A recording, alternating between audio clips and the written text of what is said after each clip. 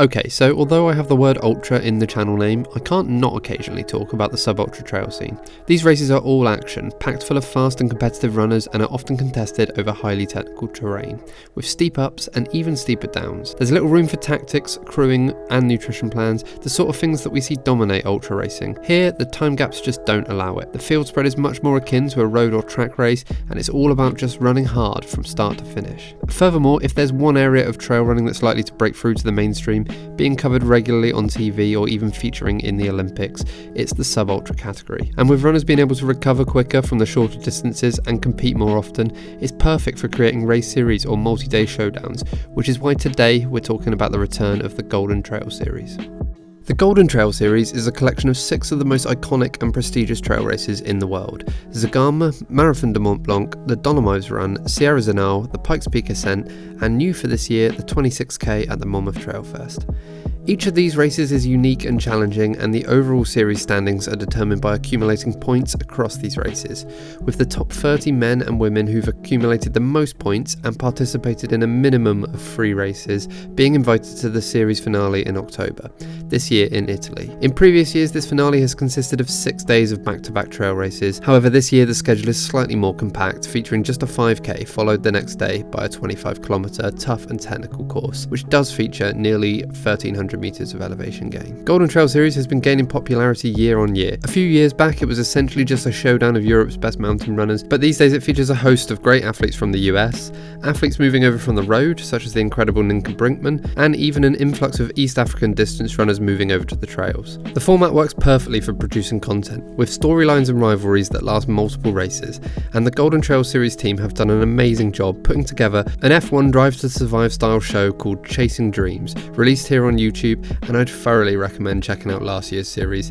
It does a great job of showcasing what the Golden Trail Series is all about, and it will introduce you to a number of athletes who will be taking part again this year. Before we check out those athletes, it's also worth mentioning that Golden Trail this year has been picked up by Eurosport for 4 of the 6 races, a big step into the mainstream for trail running, and should only increase the interest around our sport. Hopefully for these athletes that will bring in more sponsorship opportunities and prize money. Eurosport, at least here in the UK, is a paid service though, so hopefully there'll still be the option to watch via the Golden Trail Series website or YouTube, as their live coverage has always been exceptionally high quality.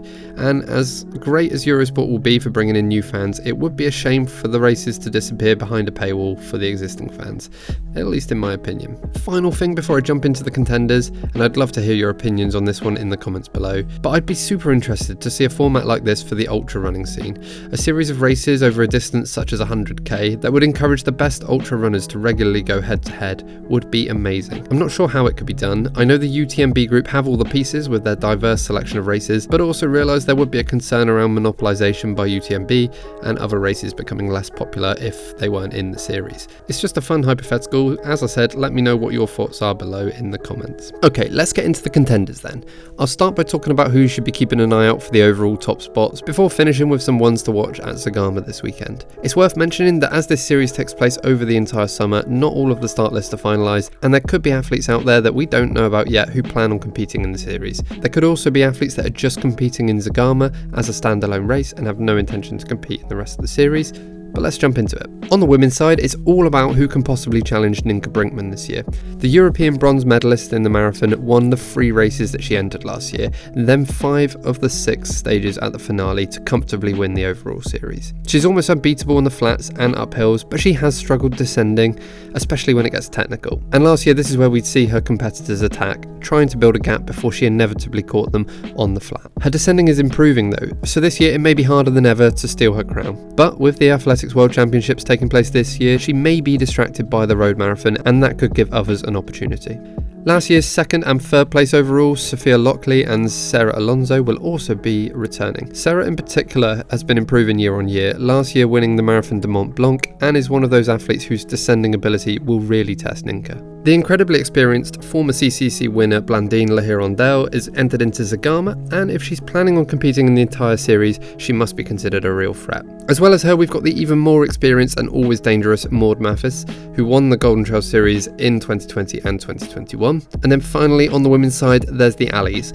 Ali McLaughlin was the only person to defeat Ninka last year, winning stage 6 of the finale, and said in an interview on Chasing Dreams that she hadn't taken Golden Trail Series very seriously, but after finishing in the top 10 overall, she'll be back in 2023 to give it everything this time. Ali Ostrander recently signed with Normal, indicating that she's ready for a move into the competitive trail scene from the track and road world. She recently has been posting about an injury setback, but she's currently entered into 4 of the Golden Trail Series races, so hopefully we'll get to see her toe the line. Like Ninka, Remy Benet absolutely dominated the men's competition last year, and he really showed that he's the best climber in the sport. However, his nearest rivals all seem to fall foul of injuries and bad luck, with Bart and Rei Ueda both dealing with injuries, and Manuel Merias losing points due to a rule technicality around poles. El Hussein El Azoui came on strong in the finale, but left it a little too late to challenge Remy due to some poor finishes earlier in the season. So in my opinion, last year the depth in competition just wasn't up there with the women's field, but hopefully this year that'll improve, and we'll have to see Remy work a little harder to regain his title. All of the men I've just mentioned are back this year and will no doubt make up half of the overall top 10.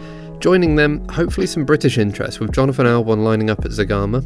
I think he'd be a super interesting addition to the series if he's planning on competing in multiple events. His climbing ability can really rival Remy, and living and training in Norway means he's no stranger to extremely technical terrain. Also training out of Norway, there's Swedish sensation Peter Engdahl. The 2022 CCC winner didn't race any Golden Trail Series events last year, and it'll be interesting to see if he has the speed to bring his 100k competitiveness to the shorter courses. Final mention is another guy who struggled for form last year, Francesco Pupi, but he had a strong end to the season with a silver medal at the World Mountain Running Championships short trail course.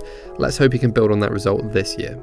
So for Zegama itself this weekend, every man I just mentioned is lining up, and last year's winner Kylian Jornet is not, so it's incredibly wide open. Manuel Merias and El Hussein finished 3rd and 4th last year at Zegama, so expect them to be full of confidence. But my hunch is that the steep climbs and technical terrain may favour the Norwegian-based athletes, so keep your eyes on Jonathan Albon and Petter Engdahl. In the women's race, some of the overall favourites are skipping Zegama. Last year's winner Ninka Brinkman isn't returning, neither is 2nd or 3rd place Maud Mathis and Sarah Alonso. The American ladies I mentioned are also all giving Zegama a miss. Of the remaining contenders, this seems on paper like it's Blandine's race to lose. Fabiola Conti is the highest placed returning athlete from last year, and Mathilde Sangs will be the one to watch as well, having previously finished 2nd at OCC. So there we have it, plenty of athletes that are competing across the series and at this weekend's Zegama Marathon that you should be following. Hopefully I didn't butcher too many pronunciations. As always, let me know any of your picks in the comments below, especially if I've missed an obvious contender, which I almost certainly will have. Anyway, remember to subscribe. Thank you so much for watching. I'll be back soon with more trail and ultra running content. Cheers.